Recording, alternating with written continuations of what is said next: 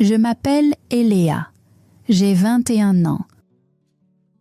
De l'extérieur, ma vie semble excitante et pleine d'aventures. Mais la vérité est différente. Je vis 2 vies séparées. Le jour, je suis une étudiante universitaire ordinaire. J'étudie très dur parce que je rêve de devenir infirmière. Je veux prendre soin des personnes malades et les aider à se sentir mieux. Mes cours ne sont pas faciles. Parfois, ils sont très difficiles, mais j'aime apprendre de nouvelles choses. C'est l'avenir que je veux vraiment. Mais la nuit, ma vie change. Après mes cours, je travaille comme mannequin. La plupart des gens ne le savent pas, c'est ma vie secrète. Mes 2 mondes ne se mélangent jamais. Je travaille parce que je dois le faire. Ma famille n'a pas beaucoup d'argent et je dois payer mes frais de scolarité, mon petit appartement et ma nourriture. Tout coûte très cher, la vie est chère. Le mannequinat me rapporte beaucoup d'argent, mais ce n'est pas un travail simple. C'est un monde plein de pression. Il faut toujours paraître belle et parfaite. Il n'y a pas de place pour les erreurs. Je me sens fatiguée presque tous les jours parce que j'étudie le matin et je travaille la nuit. Je ne dors pas assez. Ce soir, je suis à une grande fête organisée par une célèbre entreprise de mode. La salle est remplie de personnes attirantes portant des vêtements coûteux. Des lumières vives brillent partout. La musique est forte. Des invités importants se promènent dans la salle. Je porte une jolie robe qui ne m'appartient pas. Mon maquillage est impeccable et mes cheveux sont parfaits. Quand les gens me regardent, ils voient une jeune mannequin confiante. Ils ne voient pas l'étudiante épuisée qui s'inquiète de payer ses factures.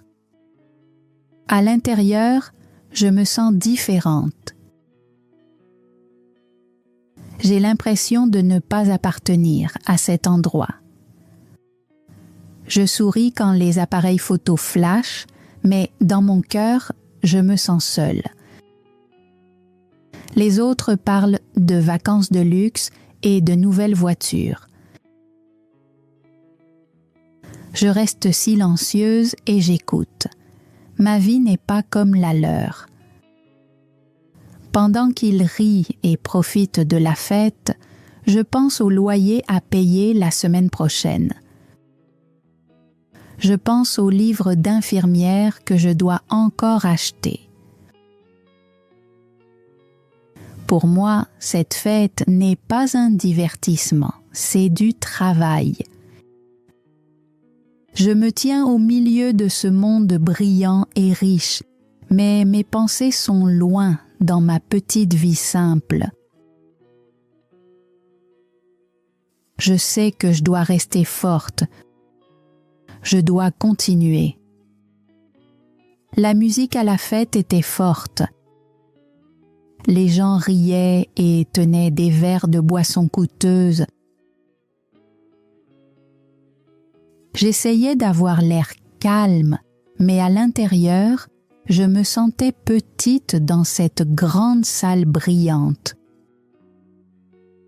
Puis, je l'ai remarqué. Il s'appelait Tim.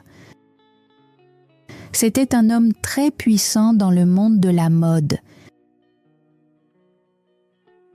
Il avait 57 ans et les cheveux gris. Il portait un costume sombre qui semblait très cher.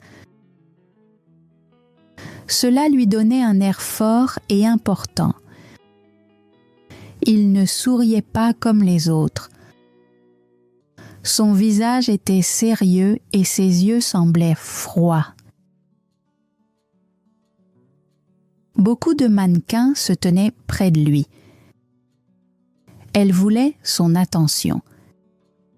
Elle riait à ses paroles et essayait d'être belle, mais il ne les regardait pas.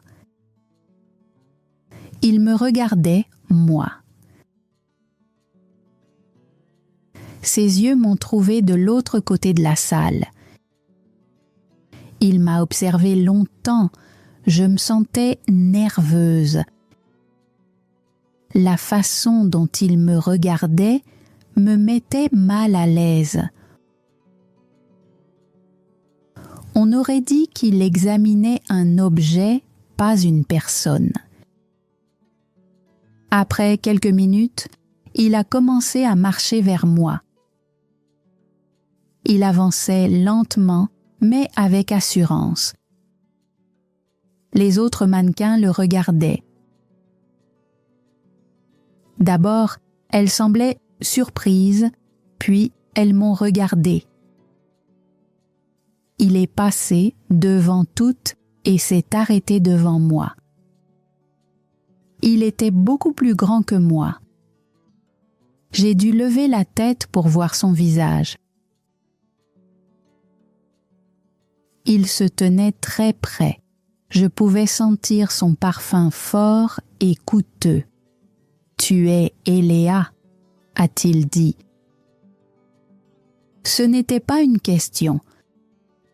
Sa voix était basse et calme, mais je pouvais l'entendre clairement malgré la musique forte. J'ai hoché la tête. Je ne pouvais pas parler. « Je vais être honnête », a-t-il continué. Ses yeux froids ne quittaient pas mon visage. « Tu as 2 choix. Tu peux accepter de sortir avec moi. Si tu dis oui, tu auras tout ce dont tu as besoin. Une nouvelle voiture, un bel appartement, des vêtements coûteux. » Il a fait une pause. « Si tu dis non, je ferai en sorte que tu ne travailles plus jamais comme mannequin dans cette ville. » Je me suis sentie paralysée. Je ne pouvais pas bouger. Je ne pouvais pas respirer. Mon esprit est devenu vide. Il me donnait un choix, là, au milieu de la fête. Je le regardais. Je voulais m'enfuir, mais mes jambes ne bougeaient pas. J'ai regardé derrière lui et j'ai vu les autres mannequins nous observer. Elles n'étaient pas inquiètes pour moi. Elles semblaient jalouses. Leurs yeux disaient que j'étais chanceuse. Elles pensaient que cet homme puissant et effrayant était quelque chose de spécial, quelque chose à gagner. Leur jalousie me troublait encore plus. Était-ce une opportunité? Ou était-ce un piège? Je ne savais pas. Je suis restée là, silencieuse et effrayée. Après la fête, je suis rentrée dans mon appartement. Ma petite chambre était très froide. Je ne pouvais pas me permettre un bon chauffage. Je me suis assise sur mon lit et j'ai regardé autour de moi. Les murs étaient vides. Les meubles étaient vieux et simples. C'était ma vraie vie. Étudier toute la journée, travailler toute la nuit, toujours fatiguée, toujours inquiète à cause de l'argent. Je continuais à penser aux paroles de Tim, encore et encore. Il m'avait donné un choix difficile. Si je disais oui, ma vie pourrait devenir plus facile. Je pourrais avoir de l'argent, de beaux vêtements et ne plus avoir peur de ne pas pouvoir payer le loyer. Si je disais non, je pourrais perdre mon travail. Je pourrais tout perdre. J'avais peur de lui. Mais j'avais aussi peur d'être pauvre. Cette nuit-là, je n'ai pas dormi. Ma tête était pleine de questions. Était-ce ma seule chance? Pouvais-je vraiment accepter cela? Le matin, j'étais épuisée, mais j'ai pris ma décision. Je ne pouvais pas continuer à vivre comme ça. J'avais besoin d'aide et il me l'offrait. Mes mains tremblaient quand j'ai pris mon téléphone. J'ai trouvé son numéro et j'ai appelé. Quand il a répondu, sa voix était calme et froide. « Je vais le faire », ai-je dit doucement. « Je vais sortir avec vous. » Il n'avait pas l'air surpris. « Bien », a-t-il dit. « Une voiture arrivera dans 1 heure. » Exactement 1 heure plus tard, une grande voiture noire s'est arrêtée devant mon immeuble. Le chauffeur m'a ouvert la porte. Je ne m'étais jamais assise dans une telle voiture auparavant. Elle était propre et sentait le cuir neuf. Le chauffeur m'a emmenée dans un magasin de vêtements très cher. Tim m'attendait à l'intérieur. Il a regardé mes vieux vêtements sans sourire. « Nous avons besoin de quelque chose de mieux pour toi », a-t-il dit. Il a choisi une belle robe rouge.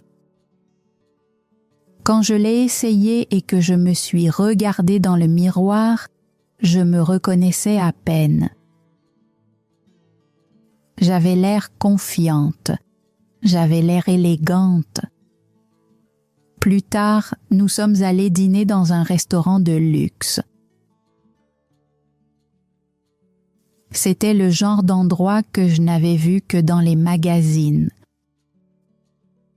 Quand nous sommes entrés, les gens nous ont regardés. Ils regardaient Tim parce qu'il était puissant. Ils me regardaient parce que j'étais à ses côtés portant la robe rouge. Pour la première fois de ma vie, je ne me sentais pas invisible. C'était un sentiment étrange, fort, dangereux, excitant. Tim a commandé des plats et du vin cher. Il parlait calmement et me posait des questions sur mes études et ma vie. Peu à peu, j'ai commencé à me détendre. Peut-être que ce ne serait pas si mal, ai-je pensé. Il s'occupait de tout. Je me sentais en sécurité à ce moment-là. Et au fond de moi, je voulais croire que c'était un homme bon. Les semaines suivantes ont ressemblé à un rêve. Tim et moi sommes sortis plusieurs fois, 2 ou 3 soirs par semaine. Nous mangions dans des restaurants chers où la nourriture ressemblait à une œuvre d'art. Il m'a emmené dans de vieux théâtres pour voir des pièces. Les bâtiments étaient magnifiques et pleins d'histoires. Je portais de nouvelles robes qu'il m'avait achetées. Avant de rencontrer Tim, ma vie me semblait grise et lourde. Maintenant, elle paraissait lumineuse et colorée. Il était charmant. Il m'ouvrait toujours la portière de la voiture. Il tirait ma chaise au restaurant. C'étaient de petits gestes, mais il me faisait me sentir importante. Un soir, dans un restaurant calme, il m'a donné une petite boîte bleue. À l'intérieur, il y avait un fin bracelet en or. Il était simple, mais élégant. « C'est pour toi, Eléa », a-t-il dit doucement. Il l'a lui-même attaché à mon poignet. Je n'avais jamais possédé de véritable or auparavant. Je me sentais heureuse. Mais au fond de moi, une pensée étrange grandissait. Je savais que ce cadeau n'était pas complètement gratuit. Il aimait aussi résoudre mes problèmes. Mon vieil ordinateur pour l'université était lent et presque cassé. Je lui en ai parlé un soir. Le lendemain, un ordinateur tout neuf est arrivé à mon appartement. Je ne l'avais jamais demandé. Il l'a simplement envoyé. J'étais reconnaissante. Je ne m'inquiétais plus du loyer ni de la nourriture. Mais peu à peu, j'ai commencé à sentir que je lui devais quelque chose de très important. Le temps que nous passions ensemble n'était pas seulement fait de conversation. Quand nous marchions, il tenait toujours ma main. Sa main était forte et chaude dans la mienne. Quand nous étions assis près l'un de l'autre, il passait son bras autour de mes épaules. Son contact était agréable, mais il avait aussi une signification. Quand je parlais de mes cours d'infirmière difficiles, il m'écoutait. Mais ses yeux étaient toujours posés sur moi. Il regardait mes lèvres quand je parlais. Il observait mes mains quand je les bougeais. Parfois, ce regard me rendait nerveuse. Je savais qu'il attendait plus que des dîners calmes et des sourires doux. J'essayais de croire qu'il était simplement un homme bon qui tenait à moi. Il était patient et il attendait. Un soir, Tim et moi étions assis dans sa grande voiture chère. La pluie tombait doucement dehors.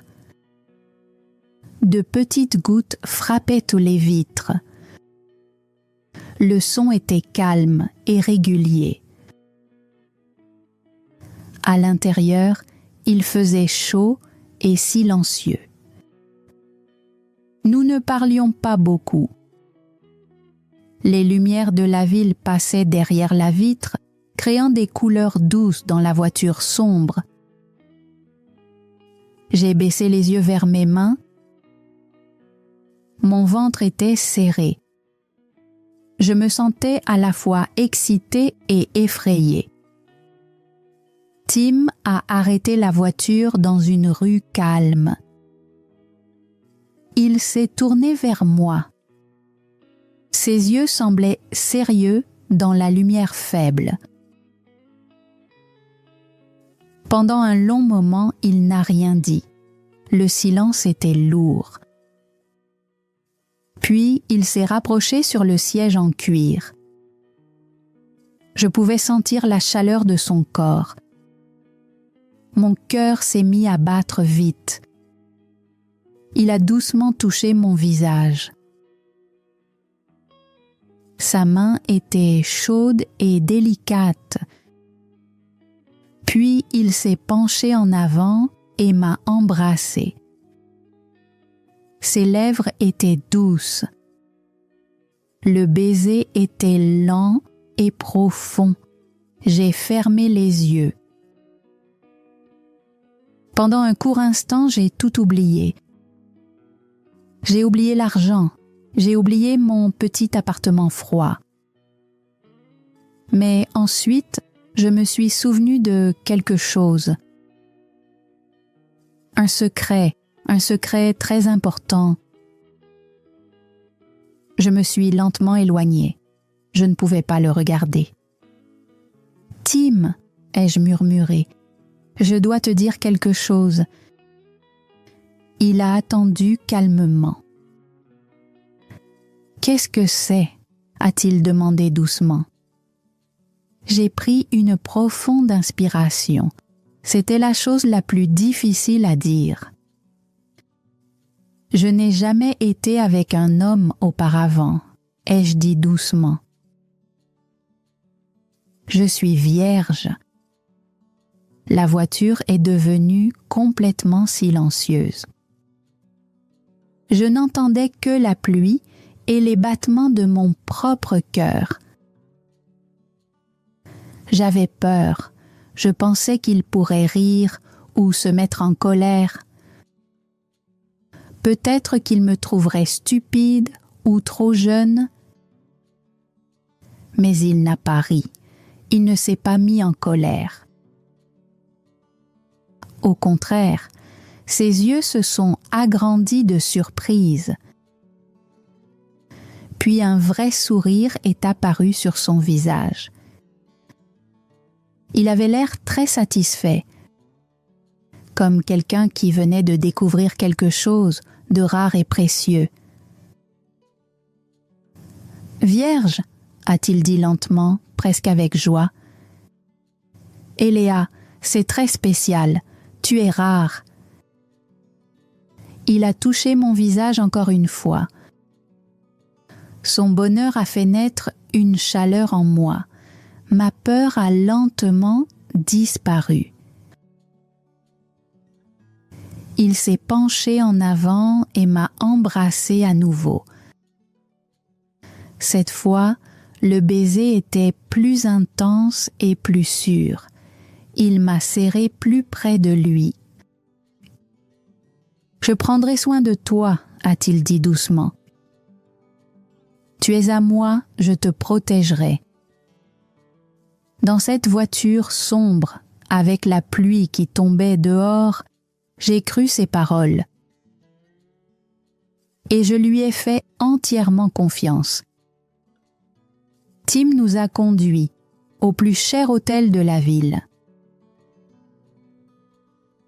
Le bâtiment était très haut, couvert de verre brillant. Un homme en uniforme élégant nous a ouvert la portière. Nous sommes entrés dans un ascenseur rapide et silencieux. Il est monté sur plusieurs étages et s'est arrêté directement dans notre chambre. Ce n'était pas seulement une chambre, c'était une grande suite. Elle était plus grande et plus belle que tout mon immeuble. D'immenses fenêtres s'étendaient du sol au plafond. En dessous de nous, les lumières de la ville ressemblaient à des milliers de petites étoiles. La vue était à couper le souffle. La suite était remplie de fleurs blanches, mes préférées. Des roses blanches étaient opposées sur une table en bois. De grands lys se tenaient près de la fenêtre. L'air sentait bon et frais. Une bouteille de champagne cher reposait dans un seau en argent rempli de glace. 2 verres fins étaient posés à côté. Tim a ouvert la bouteille avec un léger bruit.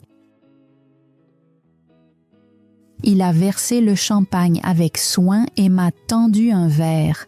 Il m'a souri.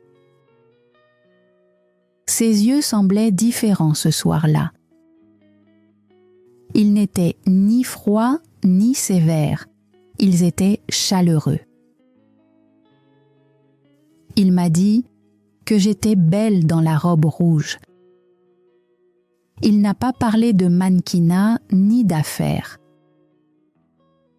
Au contraire, il m'a posé des questions sur mon rêve de devenir infirmière. Il a écouté attentivement tout ce que je disais. Pour la première fois, j'ai senti qu'il voyait la vraie moi, pas seulement une jolie fille dans une robe. J'ai oublié son ultimatum, j'ai oublié l'argent.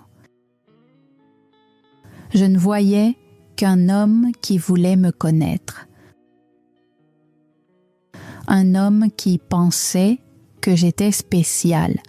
Je me sentais en sécurité. Lorsqu'il a touché mes cheveux, je n'ai pas eu peur. Mon cœur battait vite, mais c'était excitant, pas effrayant. J'étais nerveuse parce que c'était ma première fois avec un homme. Il le savait, il était doux et patient. Il me parlait avec une voix tendre et bienveillante. Il me faisait me sentir désirée et importante.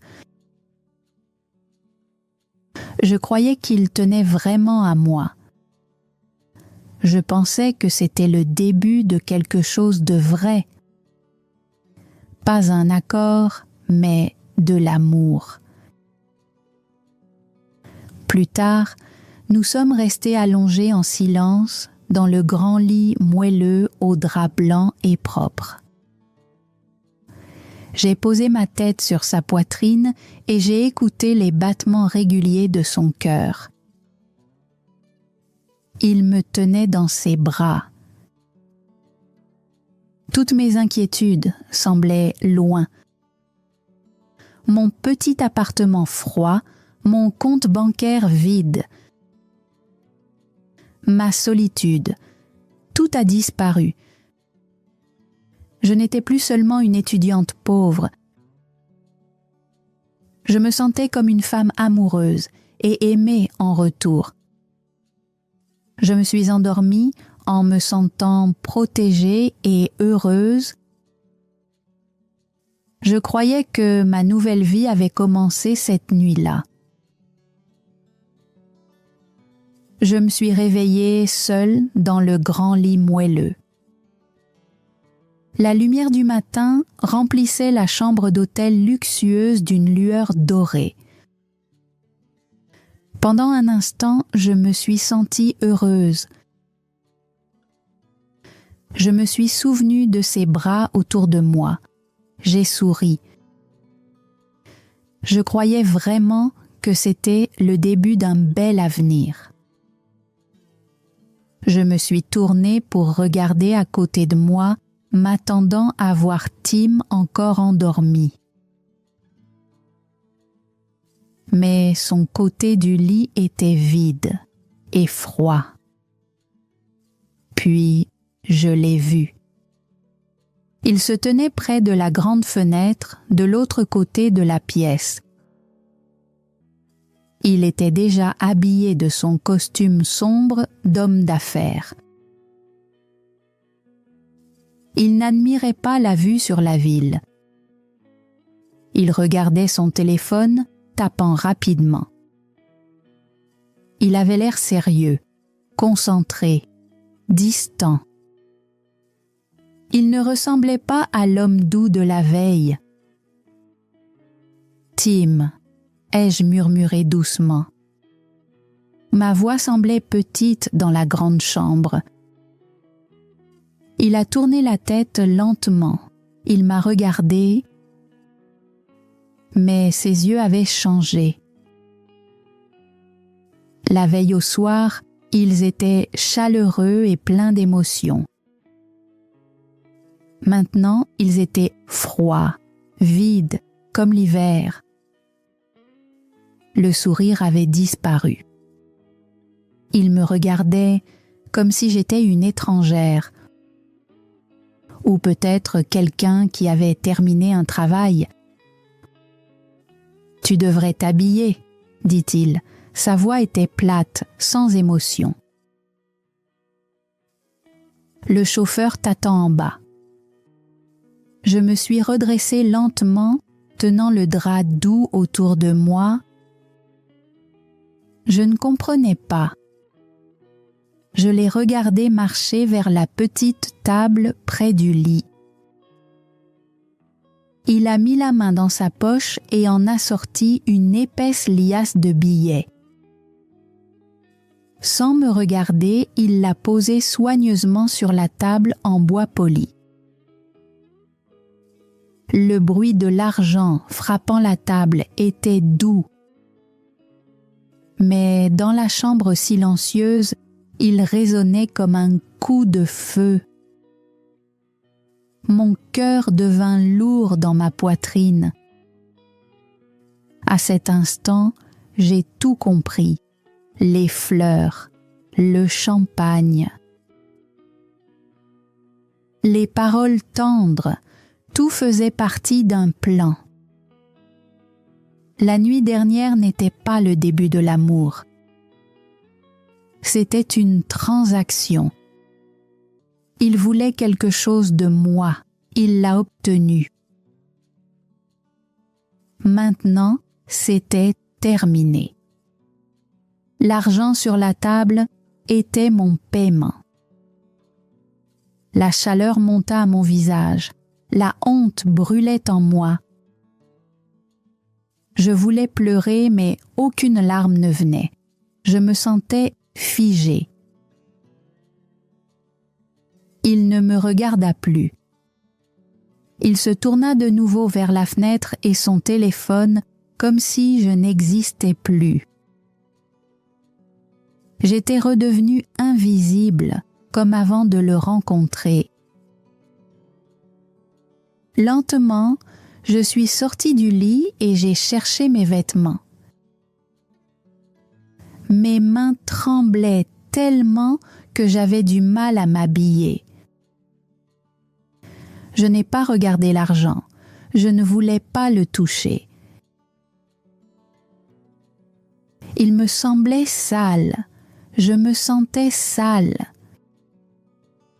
La magnifique suite paraissait maintenant froide et vide, comme une cage dorée. Il m'avait traité comme quelque chose qu'il avait acheté. Et maintenant, il en avait fini avec moi.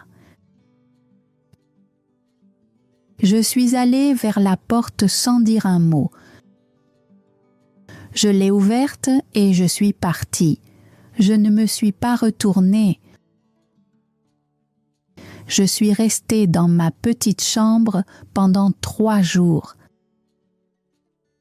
Je n'ai pas mangé. Je bougeais à peine. Je faisais seulement pleurer. La robe rouge qu'il m'avait achetée était suspendue sur une chaise dans un coin. Elle semblait appartenir à quelqu'un d'autre, quelqu'un que je ne connaissais plus. Le bracelet paraissait lourd et froid dans ma main. Je me sentais stupide, utilisée. Dehors, le monde était calme.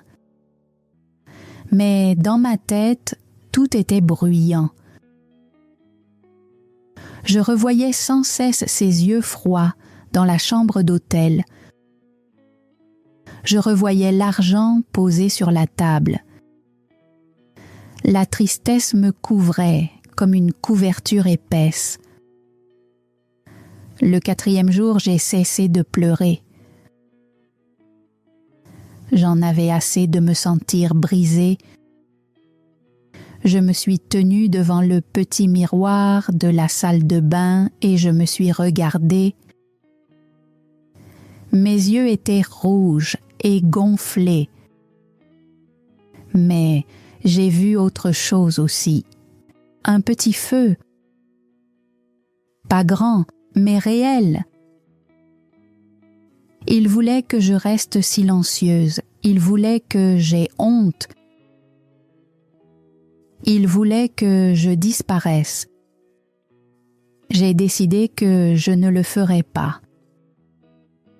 Je n'étais pas seulement un mannequin. J'étais une personne. J'étais une étudiante. J'étais Eléa. J'ai ouvert mon ancien ordinateur portable. Mes mains tremblaient, mais mon cœur était fort. Je suis allée en ligne et j'ai commencé à écrire. J'ai tout écrit. J'ai écrit à propos de la soirée et des 2 choix qu'il m'avait donnés. J'ai écrit à propos des dîners luxueux et de la façon dont il me regardait. J'ai écrit à propos de l'hôtel et du matin froid. J'ai écrit à propos de l'argent qu'il avait laissé sur la table. Je n'ai pas utilisé son nom. Mais les gens du monde de la mode ont compris. Mon histoire s'est répandue rapidement. C'est devenu un scandale. Beaucoup ont été choqués. D'autres mannequins ont commencé à parler aussi. Elles ont partagé leurs propres histoires. Avant, elles se taisaient parce qu'elles avaient peur. Maintenant, elles n'avaient plus peur. Bientôt, les journaux ont écrit sur lui. Sa réputation a été endommagée. Il a perdu sa position puissante. Il m'a appelé plusieurs fois. Je n'ai jamais répondu. Il n'y avait plus rien à dire. Ma vie a changé aussi. Il avait raison sur une chose. J'ai perdu ma carrière de mannequin. Le téléphone a cessé de sonner. Plus aucune offre de travail n'est arrivée. Certaines personnes m'ont appelée courageuse. D'autres m'ont traitée de source de problèmes. Mais je n'ai pas regretté mon choix. Une paix étrange a rempli mon cœur. J'ai pris l'argent de l'hôtel. Je n'en voulais pas. Mais j'ai décidé de l'utiliser pour quelque chose de significatif. J'ai payé mes frais universitaires. Maintenant, je suis étudiante infirmière à temps plein. Je suis de nouveau pauvre. Ma chambre est toujours petite, mais je suis libre. Je vais à mes cours la tête haute. Je n'ai pas besoin de robes coûteuses ni d'un homme riche pour me sentir importante. J'ai mes livres, j'ai mon avenir. Je peux me regarder sans honte. Cela suffit. Je suis forte. Et cette nouvelle vie m'appartient. Thanks for joining Frenchie Tales. Don't forget to like, subscribe, and keep learning through stories. See you next time.